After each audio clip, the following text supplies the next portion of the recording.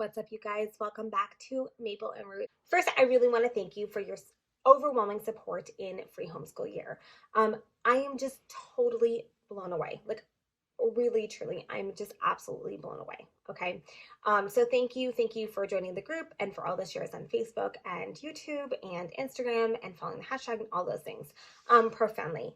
And profoundly like overwhelmed, honestly. And I think it really, for me, just confirms and resonates the need to reduce the consuming amount of curriculum out there and the overwhelmingness that comes along with that. And I think that we're on somewhere. I don't know where we're going. I don't know where this is going to end up, but I believe that this is absolutely needed this year and in general with homeschooling. So thank you so much, really. I want to talk to you about a few things today. And first, we're going to talk about just our vision for the year. And we're going to talk, I asked a couple questions in the Facebook group, and the first being I asked a question in my Facebook group, and that is like, what do you struggle with most about homeschooling for free for the year? And overwhelmingly, you guys said a few things. The first is organization. And so we're going to talk about planning a little bit after, like in a minute. And then you guys talked about falling behind, a fear of falling behind. And then you guys talked about it not being enough. And so I want to just address those two things fast before I get into any more planning things. My first question, and this is very much for you as it is for me, because I'm kind of talking this out right now. And my first question is whom are we falling behind? Right? And what is the measuring stick for enough? And I believe that those are really valid questions in life. As moms, we have a huge fear of failing and of being enough. Those are like, that's like a mom thing, right? That's mom guilt. That's like a mom everything. Am I failing my children? And am I enough, right? And with saying like our homeschooling is like homeschooling without a bought curriculum that somebody else has made. Is it enough? And what I'm putting together, like, is what I am putting together enough for my children? And so what I want to talk to you about is that I think that we have those questions regardless or not if we buy a curriculum. Because I know I have used, as I've shared, so much curriculum. I've probably used more curriculum than anybody else I know. Every time I talk to a teacher friend of mine, I'm like, so I'm changing my curriculum. And she's like, yeah. You're always changing your curriculum, right? And that's because partially I always feel like what I'm doing with my curriculum is not enough. Like, I look at it and go, like, wow, I had great reviews, and wow, it did this, and wow, it did that. And then I kind of get halfway through it, I'm like, is it enough? I don't know. I do my portfolio for the end of the year. Is this enough? Right? And that's a question that we're always asking. And so I want to talk about that measuring stick, right? What is that measuring stick for enough? And the thing is that when we talk about like our homeschooling, right, and our children, do we really believe that our kids are going to remember everything that we teach them? No, they're not. They're not. They're not going to remember everything. Do you remember everything that you learned from school? No, you don't. Of course, the different styles of education, all that makes a huge difference, yada, yada, yada. Okay. But when we are homeschooling our children and we're choosing our curriculum or we're choosing the subjects that we're learning, right? Basically, what we're doing is we're giving our children a taste of a subject. Here is a taste of geology. Do you love it? Maybe, maybe not. Here's a taste of marine biology. Okay, you really love that. Here's a little bit more. Here's a little bit more. Okay, and so we have this broad spectrum of tastes that we're feeding into our children. And we're seeing as they grow and they change and they step into where they're going in their life and where God's calling them and all of those things, is that we're giving them tastes of things, right? When we teach history to our children, dates and things like that to me are not super important. What's important to me is that they learn from them, right? That they learn from them, that they learn this is wrong and this is right. Not necessarily what this battle was called, but why this battle was fought from both sides, the victor and the losers, because that's important. Okay, so when we're talking about enough and we look and we go, I don't even know what subjects to teach my kids, right? Well, what are they interested in? What are you interested in? Start there. Start there. Start with your core subjects. You've got your reading, your writing, your math, okay, and then history, science, and then arts, right? Those are general, right? Start there and start breaking it down and honing in on their interests, because I guarantee you they're going to want to learn about things that they want to learn about. That sounds dumb. I guarantee you that they're going to be more passionate about learning of something if they're interested in it, okay? And maybe they don't know. Maybe your kid has no clue that they're interested in space until you present it to them, and that's okay, right? So, what is the measuring stick for enough?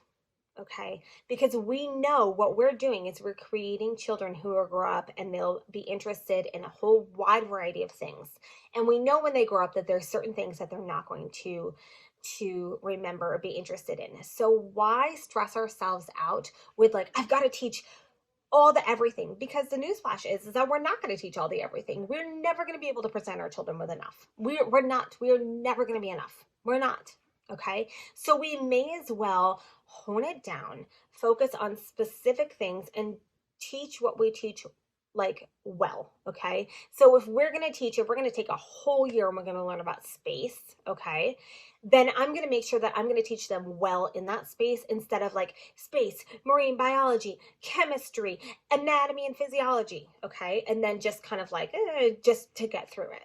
Okay. So I really want you to remember that is that like when you're teaching and you're feeling like, well, is it enough? And like be like, well, enough to whom, first of all? And what's the measuring stick? And what's your goals? And it's the same with falling behind. Who are we falling behind? Who is your child falling behind? Because your child is not like a duplicate of another, like of himself, right?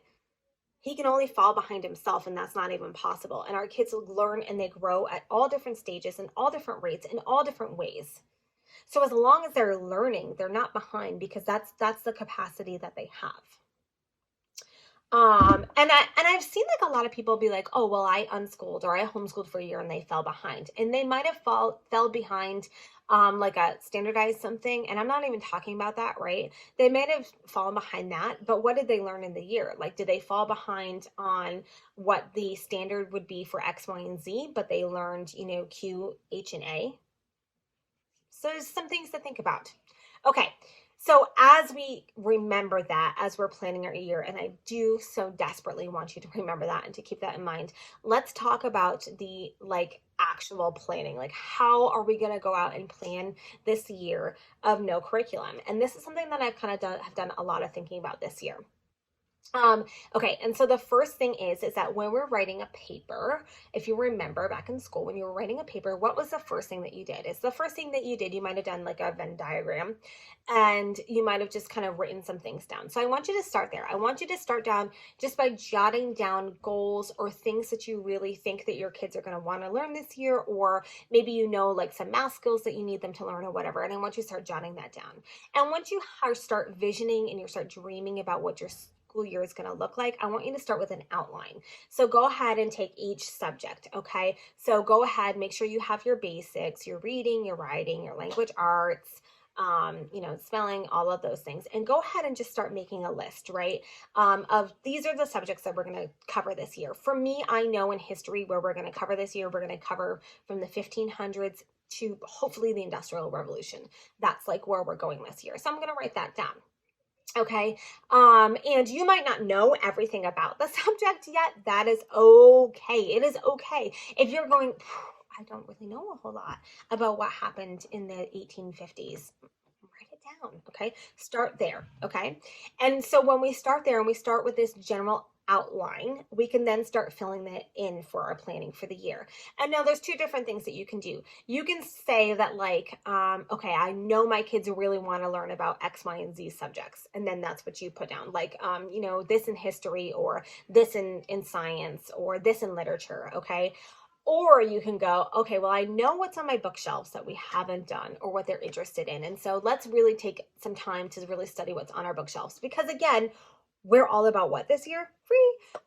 Okay. So for me, like, I'm not going to choose this year that I'm freely homeschooling for free. I'm not going to choose something that is that I know that the resources are going to be really hard to find and that I don't already have in my home. Like generally, I would hope that what I'm choosing is kind of already be here. And if you don't have a lot of resources at home, that's okay. You have the library, you have so many resources. And if you head on over to the Facebook group, we're just starting to pour in the resources there. So don't stress, okay? I realize that not everybody is like me with like an entire library. Um, okay, so start there. Start with just like a diagram and just start putting in for each subject and each thoughts, and then make an outline. Start making each subject, putting each subject there, and then general ideas of what you want to learn in each subject, right?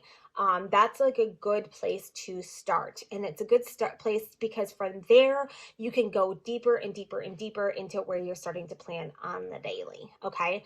The last thing that was brought up in that on that question in the Facebook group is the like scheduling and planning, because it does take time. And I'm not going to sit here and say like, you don't have to put in time, because you probably do. Okay. And this is a big deal for me. It's a big deal for me. I'm not a planner. I'm not. I'm going to try to get all of my planning done this summer. That I think is going to be the best choice for me. So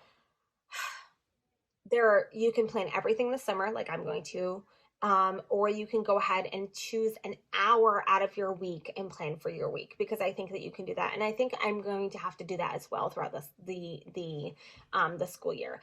And recognizing that we don't have this year an open and go curriculum. And it is so easily to heavily rely on that open and go. But what we do have is freedom to teach what we want to and what our children are interested in. And that's an incredible gift. It is an incredible gift. Okay. Do you have questions about this? Let me know. Do you have a way that you plan, or that you've been planning without buying curriculum, or even in curriculum, that you want to share? Because please drop it in the comments below. I am just as new at this, probably newer than you are at planning my own things. The only thing that I've done is my own history curriculum. Okay. So as I hate to say, but we're all in this together. Kind of, I think we're all tired of hearing that, but we are. Okay. So if you have questions, drop them below. If you like videos like this, if you feel like this is helping, can you go ahead and give me a thumbs up? If you're like, Bethany, please stop talking, give me a thumbs down. It don't matter. Go ahead and subscribe if you want notifications of all my future uploads. Hit the little bell thingy down below.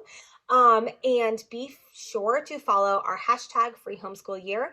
On Instagram, follow me at Maple and Roots, and join our Facebook community, because we are digging in deeper over there, and I would love to have you. Even if you're not homeschooling for free this year, join it anyway. Like if you're a homeschooler anywhere, join it, because there's going to be so many resources for everybody there.